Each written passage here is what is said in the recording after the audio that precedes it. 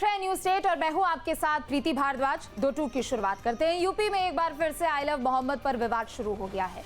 अलीगढ़ में लोधा थाना इलाके में भगवानपुर और बुलाकगढ़ी गांव में मंदिर की दीवारों पर किसी ने आई लव मोहम्मद लिख दिया, जिसके बाद से बवाल खड़ा हो गया। पुलिस ने लोगों को समझा बुझाकर माहौल शांत कराया। पुलिस ने दीवारों पर लिखे स्लोगन को पुतवाकर साफ कराया।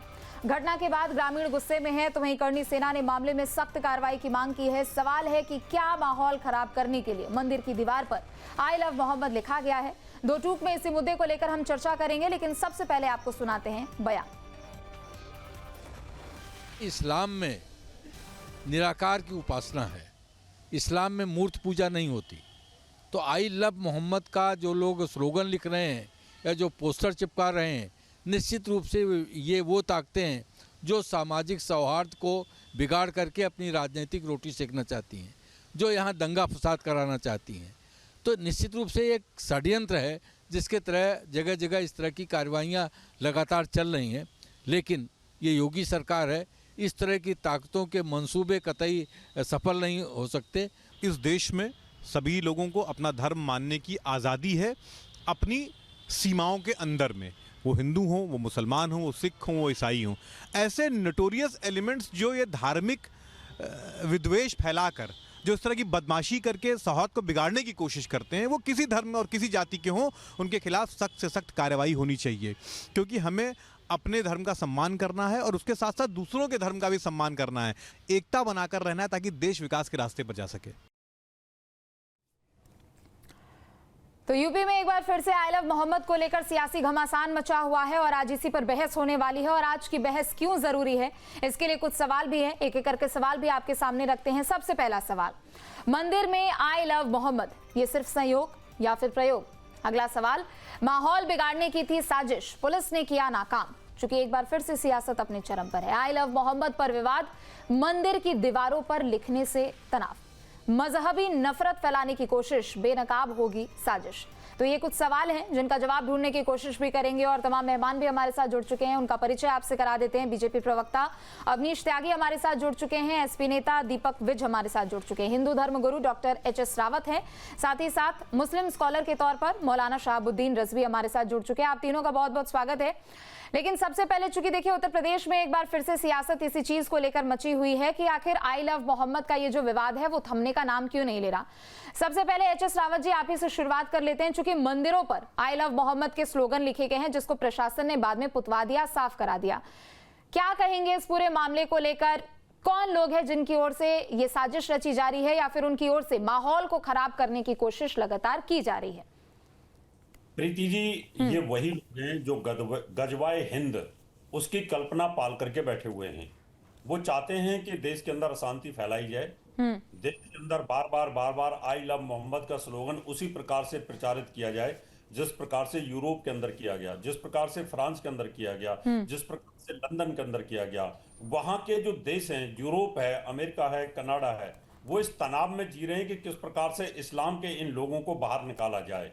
वहां प्रकार से आपने देखा है कि चीन के अंदर भी इस प्रकार की प्रॉब्लम्स आ रही हैं। वहां की बहुत बड़ी मस्जिद जो है उसको भी वहां पर डेमोलिश किया गया है क्योंकि वो लोग अब डरे हुए हैं। उनको ये लग रहा है कि आई लव मोहम्मद का जो स्लोगन है ये कहीं ना कहीं खतरनाक रूप लेता जा रहा है। ये कोई इबादत का रूप नहीं है, क्योंकि आप देखें कि कोई भी जो भी इस्लामी लोग हैं, जो अच्छे लोग हैं इस्लाम के, वो कभी भी इस प्रकार का इंग्लिश में स्लोगन नहीं करते। वो या तो उर्दू में होता है, फारसी में होता है या अरबी के अंदर होता है। इनकी अजान भी अरबी के अंदर होती है। जिसकी अजान अरबी में होती हो, अल्लाह अकबर की बात करते हो, वो इंग्लिश में क्यों ये स्लोगन दे सकते हैं? लेकिन ये स्लोगन दे करके यूरोप में कामयाब हुए। अब ये हमारे हिंदुस्तान के अंदर बहुत ज्यादा मेजोरिटी में है और यहाँ पर भी वो अस्थिरता पैदा करना चाहते हैं। इन लोगों पर लगाम कसने की जरूरत है। ये सब बाहर से संचालित एलिमेंट है।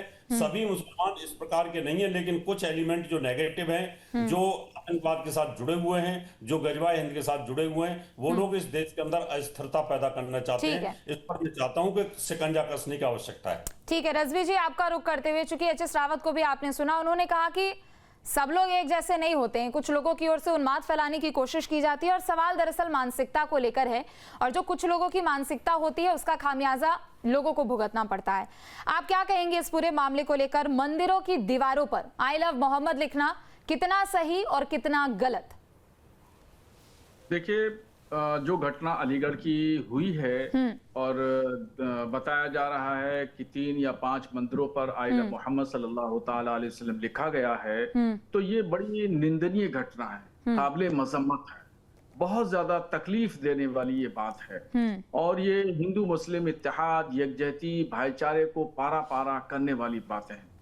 और ये इसमें शुरुआत कानपुर से हुई और कानपुर से होते हुए बरेली, बरेली से और दूसरे शहरों में फैल गई ये बात, जबकि कानपुर के पुलिस कमिश्नर ने और कानपुर के शहर काजी और उन्नाव के शहर काजी, इन लोगों ने बार बार इस बात का ऐलान किया कि आइला मोहम्मद सल्लल्लाहु ताला अलैहि वसल्लम पर एफआईआर नहीं लिखी गई है। एफआईआर जो लिखी गई है वो नई परंपरा डालने पर है, मगर कुछ जो रेडिकल लोग हैं और रेडिकल और उसके बाद में साथ साथ में पॉलिटिकल, ये दोनों लोगों का अलायंस हो गया और दोनों लोगों ने मिल करके माहौल को खराब करने की बात की। बरेली में इतना बड़ा माहौल खराब हुआ और दूसरे को खराब करने की साजिश रची जा रही है।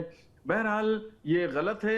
ये हुजूर सल्लल्लाहु ताला अलैहि वसल्लम पैगंबर इस्लाम से मोहब्बत की बात नहीं है। मोहब्बत तो कहीं दिखाया जाता है, मोहब्बत तो दिलों में रहती है और सबसे बड़ी तो मोहब्बत ये है कि उनके बताए हुए रास्ते पे चला जाए, न कि बैनर, होर्डिंग, पोस्टर लेकर के रोडों पर उतर कर शोर शराबा हंगामा किया जाए। ये तो दिखावा है, ये तो पॉलिटिकल चीजें हैं। और पैगंबर से मोहब्बत का काम जो है वो दिलों में रहता है, दिमागों में रहता है। एच.एस. रावत साहब मशहूर हिंदू धर्म गुरु हैं। मैं उनकी इस बात से इत्तेफाक करता हूं कि आइला मोहम्मद अंग्रेजी में है जबकि अरबी में होना चाहिए और अजान भी हमारी अरबी में होती है। तो इंग्लिश का लफ्ज आई लव और मोहम्मद सल्लल्लाहु ताला अलैहि वसल्लम अरबी का लफ्ज, इसका कोई जोड़ ही नहीं है। बेतुक इसको जोड़ दिया गया और मैं समझता हूं कि ये बहुत बड़ी साजिश रची गई और रची जा रही है, जैसा अलीगढ़ में हो रहा है या हुआ। अल्लाह न करे, मैं तो दुआ करता हूँ कभी इस तरह के हालात ना हो और इंशाल्लाह नहीं होंगे। और पुलिस प्रशासन ने, उत्तर प्रदेश ने बहुत एक्टिव होकर के माहौल को संभाला और संभाले हुए है और मेरी दुआ है कि अमन शांति बनी रहे। बिल्कुल रजवी जी, लेकिन देखिए अब सवाल यही है ना कि आखिर कुछ लोगों की ओर से बार बार इस तरीके की शरारत करने की कोशिश क्यों की जाती है, क्योंकि ये संयोग तो कहीं से भी नहीं है। चाहे वो आई लव मोहम्मद को लेकर जो कानपुर में तस्वीरें देखने को मिली, ना वो तो संयोग के तौर पर था, ना ही अब जो हो रहा है वो भी संयोग नहीं है, प्रयोग ही तो इसे कहा जाएगा। हाँ देखिए, ये जो कुछ हो रहा है इसके पीछे साजिश को समझना होगा और जहन और फिक्र को समझना होगा कि कौन लोग हैं और जो लोग भी पकड़ में आए। सीसीटीवी कैमरे का आज इस्तेमाल गली गली कुछ कुछ है और पकड़ लिया जाए और जांच करके उनको कैफरे किरदार तक पहुंचाना चाहिए ताकि आइंदा फिर किसी के अंदर ये हिम्मत ना हो माहौल को खराब करने के लिए, हिंदू मुस्लिम यकजहती को खत्म करने के लिए किसी के अंदर हिम्मत और जुर्रत पैदा ना हो। ये साजिश को समझना और इसको कैफरे किरदार तक पहुंचाना बहुत जरूरी है, वरना फिर कहीं न कहीं अगर ये नहीं जांच पड़ताल में आया गया, गिरफ्त में नहीं की गई, तो कहीं न कहीं खुदा न खास्ता कोई घटना अगर हो गई तो वो बेहतर नहीं होगा।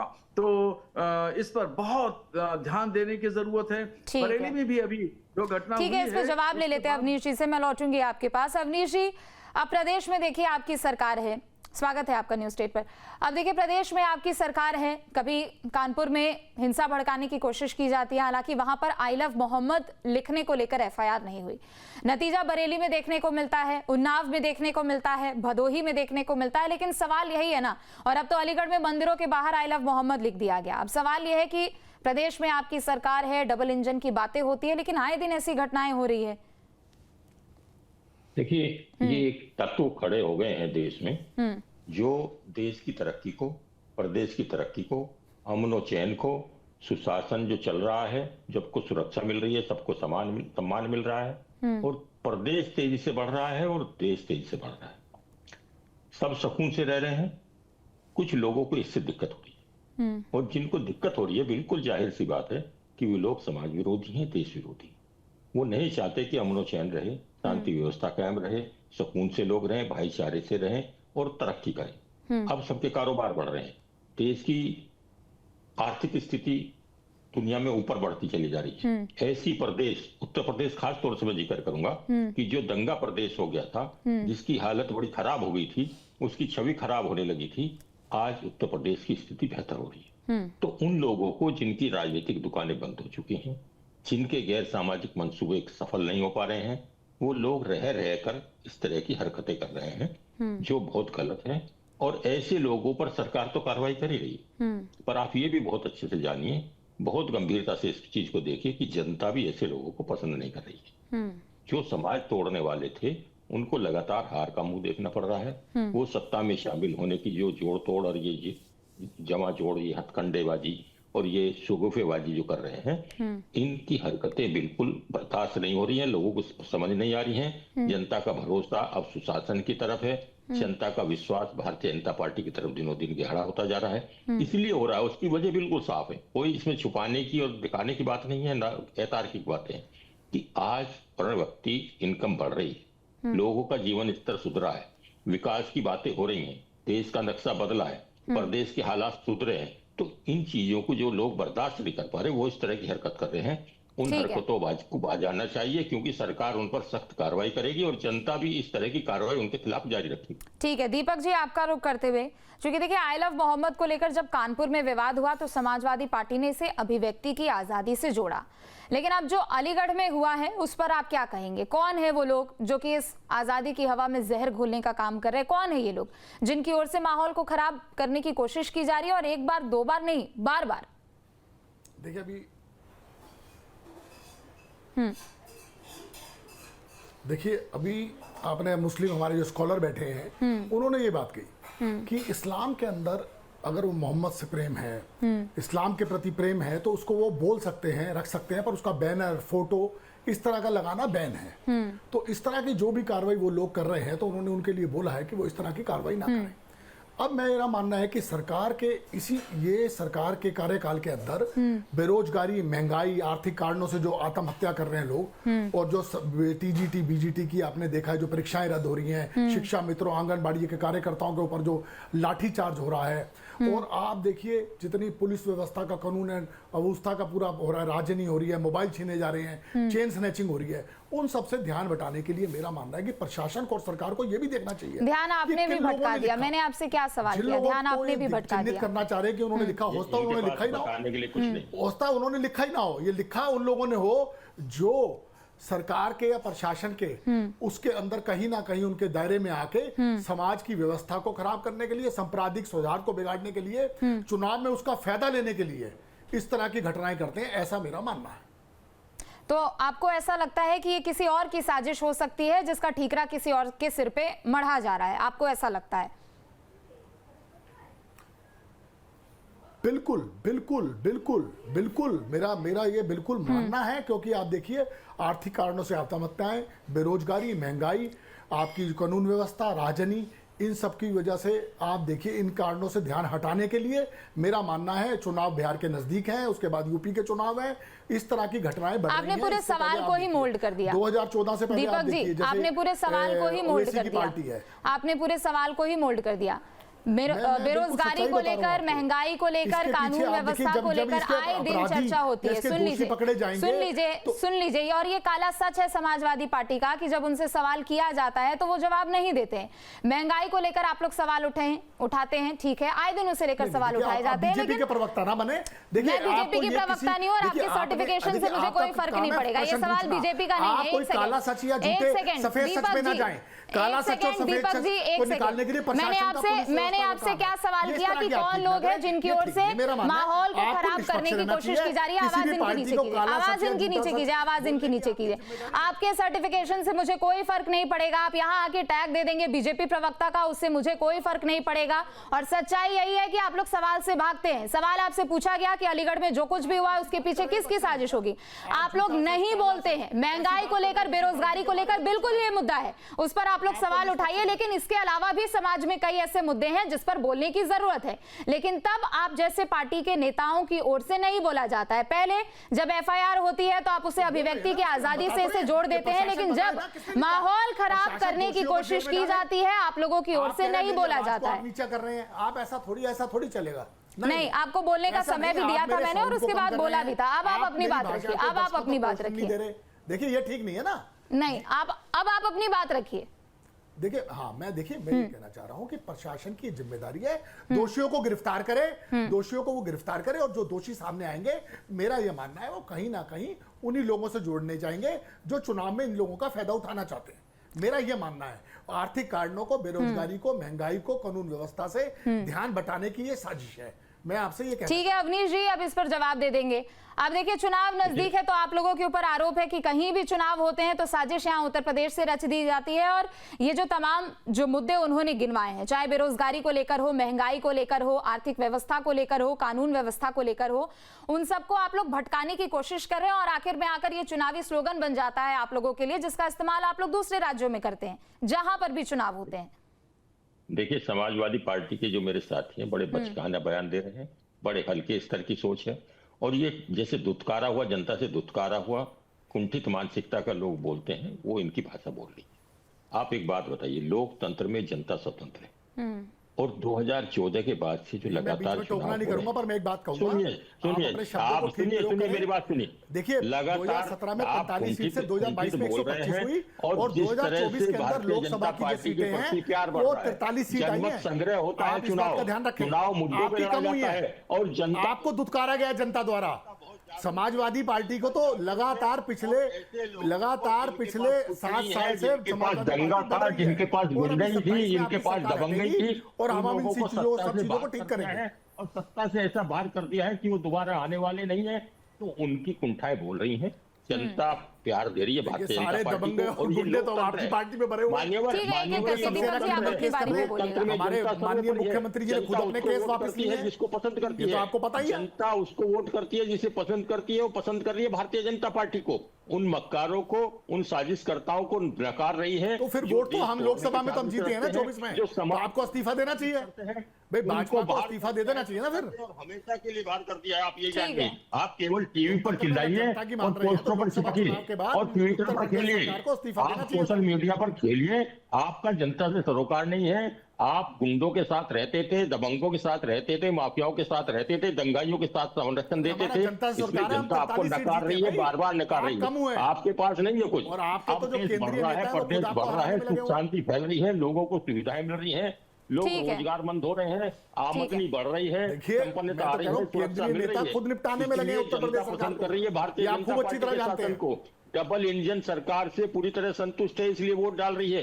बार बार छोटा चुनाव हो या बड़ा चुनाव हो, भारतीय जनता पार्टी को पक्ष ठीक है। दे रही है, ठीक है, डबल इंजन में दोनों इंजन टकरा रहे हैं आपस में, उसको एक इंजन दूसरे इंजन को गिराने की कोशिश कर रहा है पटरी से। ठीक है दीपक जी, चलिए आप इस पे काउंटर रिएक्शन दे ही दीजिए, क्योंकि डबल इंजन की सरकार की बात हो रही है। अवनीश जी मैं लौटूंगी आपके पास।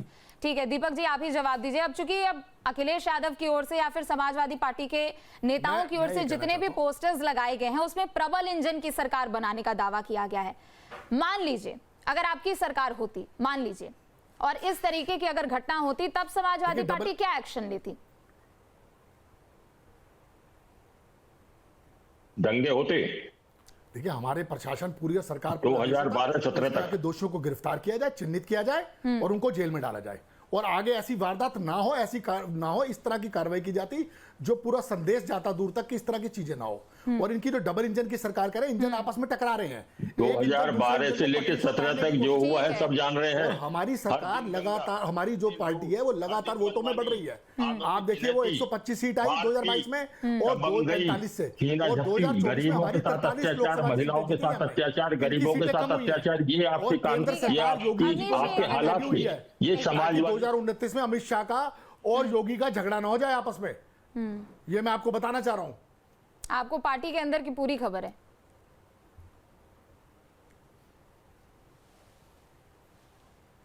चलिए ठीक है, बोलिए बोलिए।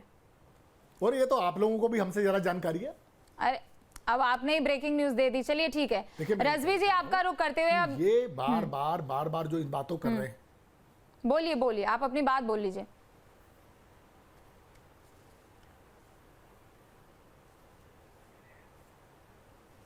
दीपक जी आवाज पहुंच रही है? मैं बस यही कहना चाह रहा हूं कि जनता ने इनको दुत्कारा है। ठीक। 2022 में भी हमारे पहले बढ़े हैं और 2024 में भी हम लोकसभा में इनको हराया है। इस सरकार को इस्तीफा देना चाहिए था 2024 के चुनाव के बाद। ठीक है, मैं लौटूंगी आपके पास। रजवी जी, आपका रुख करते हुए, देखिए कोई भी धर्म किसी भी दूसरे धर्म के प्रति नफरत करना नहीं सिखाता है और नफरत फैलाना नहीं सिखाता है, लेकिन जिस तरीके से एक के बाद एक घटनाएं समाज में बढ़ती जा रही है और उत्तर प्रदेश में पिछले कुछ समय से जैसी स्थितियां देखने को मिल रही है, क्या ये कहना गलत होगा कि कुछ लोगों की ही बस वो मंशा होती है और उसके बाद पूरे समाज को यहाँ पर उस आग में झोंकने का काम किया जाता है? प्रशासन अपना काम करता है, पुलिस अपना काम करती है, लेकिन बावजूद इसके जो ऐसे असामाजिक तत्व हैं उनकी ओर से बार बार ऐसी कोशिशें की जा रही है, उनको कैसे रोकना चाहिए? देखिए, जो आइला मोहम्मद सल्लल्लाहु ताला अलैहि वसल्लम का मामला चल रहा है, तो दरअसल नौजवानों का जहन पुख्ता नहीं होता, पक्का नहीं होता। इस वजह से इनका इस्तेमाल पॉलिटिकल लोग जो है बहुत अच्छे से कर लेते हैं। और जहां जहां भी घटनाएं हुई हैं, अगर आप देखेंगे तो दो पार्टियों का हाथ रहा है। मैं उनका किसी का नाम नहीं लूंगा, और दोनों जो है दोनों क्षेत्रीय पार्टियां हैं, तो इन लोगों का हाथ रहा है और इन लोगों ने नौजवानों को इस्तेमाल किया। नौजवानों ने बगैर सोचे समझे रोड पे निकले, उन्होंने बैनर पोस्टर लिए, नारेबाजी की, जिससे हालात खराब हुए, जबकि इस तरह का नहीं होना चाहिए। पैगंबर इस्लाम सल्लल्लाहु ताला अलैहि वसल्लम फरमाते हैं कि नमाज मेरी आंखों की ठंडक है। तो नमाज पांचों वक्त पढ़ने के बाद में उनको सुकून पहुंचाना चाहिए, आंखों को ठंडक पहुंचाना चाहिए, न कि रोड पर हुड़दंगबाजी करना चाहिए।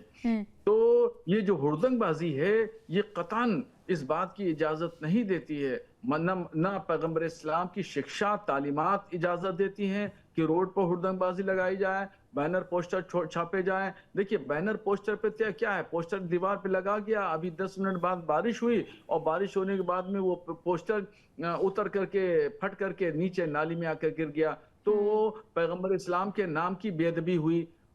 और बैनर लगा के आदमी जाता है, फट गया, पैरों के नीचे आया, तो ये मोहब्बत नहीं है। ये तो मोहब्बत की क्या नाम है, गैर दानिस्ता तौर पर नासमझी में। ठीक है, एच.एस. रावत जी, आपका रुख करते हुए, एच.एस. रावत जी, चूंकि देखिए अब कानपुर में भी जो हुआ, वहां पर भी हिंदू संगठनों की ओर से प्रदर्शन किया गया था और उसके बाद FIR बकायदा वहां पर भी दर्ज की गई थी, लेकिन जब इस तरीके के मामले होते हैं और हमने देखा कि करनी सेना के भी कार्यकर्ता यहां सड़क पर उतर गए, हिंदूवादी संगठन होते हैं वो भी मोर्चा संभालते हुए आगे आ जाते हैं, तो क्या ऐसी परिस्थिति में थोड़ा संयम रखना जरूरी नहीं है? कानून पर भरोसा रखना जरूरी नहीं है? या फिर खुद ही कोर्ट कचहरी बनकर लोग सामने आ जाते हैं और खुद ही फैसला करने लगते हैं? प्रीति जी, यही तो ये चाहते हैं कि कोई निकल ना पाए। जब निकलेगा नहीं तो इनका भय और बनेगा। अभी समाजवादी की पार्टी के प्रवक्ता दीपक जी ने ये कहा कि दुनिया भर की चीजें गिना दी, लेकिन ये नहीं कहा कि ये जो स्लोगन है ये गलत है। और फिर जब उनसे पूछा गया कि आपकी सरकार होती तो आप क्या करते, तो उन्होंने कहा, उसमें भी कोई जवाब नहीं दिया। इनकी सरकार होती तो सिमी के आतंकवादियों की तरफ फिर उनको छोड़ने के लिए हाईकोर्ट चले जाते ये लोग, क्योंकि ये किसी भी कीमत पर आई लव मोहम्मद और सर तन से जुदा इस्लाम जिंदाबाद, इसके ऊपर एक शब्द नहीं बोल सकते। ये एक शब्द नहीं बोल। क्रिया की प्रतिक्रिया होना बहुत जरूरी होता है प्रीति जी। जब तक है बिन होत ना प्रीत, अगर ये इस प्रकार के नारे लगाएंगे तो करनी सेना सामने आएगी, तो हो सकता है रुकें, क्योंकि प्रशासन के इंतजार करोगे जब तक तो ये इनका सर तन से जुदा कर देंगे। ये कन्हैया तो सवाल तो यही हो गया ना कि करनी सेना ही क्या यहाँ पर पुलिस प्रशासन का काम कर रहा है?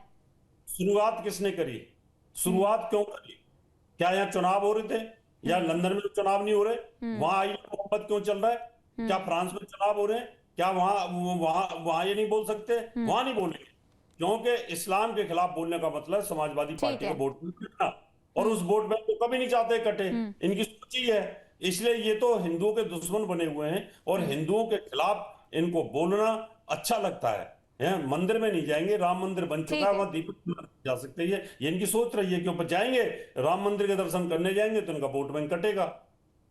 ठीक है, लौटूंगी आपके पास। अवनीश जी, आपका रुख करते हैं। अब देखिए, दीपक विज ने आप पर सवाल उठा दिए कि प्रदेश में अगर उनकी सरकार होती तो वो लोग अभी तक उन अपराधियों को, उन लोगों को गिरफ्तार कर चुके होते जिनकी ओर से ये साजिश की गई है। लेकिन अब देखिए, सवाल यही है कि आप लोग कहते हैं कि पुलिस प्रशासन मुस्तैद है, जीरो टॉलरेंस की नीति है, कार्रवाई हो रही है, अभी तक गिरफ्तारी किसी की नहीं हुई है। लेकिन दूसरी तरफ ये भी सवाल है कि क्या ऐसे मामलों का सिर्फ राजनीतिक लाभ ही लिया जाएगा, या जमीनी स्तर पर ऐसी व्यवस्था बनानी जरूरी नहीं है कि आगे इस तरीके की भविष्य में घटनाएं ना हो? इंतजार क्यों करना किसी भी ऐसी चीजों का होने का?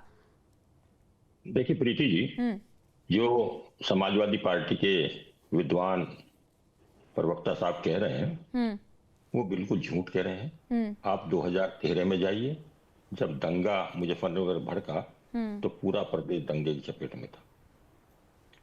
उनके शासनकाल में 5 साल में जितने दंगे हुए इतने शायद कभी हुए।